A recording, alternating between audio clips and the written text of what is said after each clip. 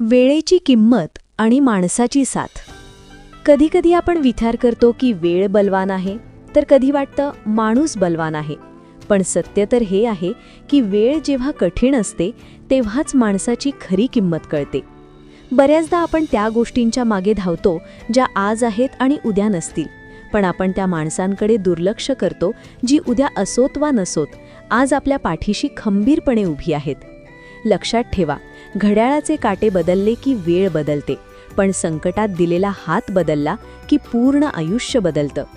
आयुष्यात काहीतरी मिळवण्याच्या शर्यतीत इतकंही पुढे जाऊ नका की मागे वळून पाहिल्यावर सोबत आनंद साजरा करायला आपली माणसंच उरणार नाहीत.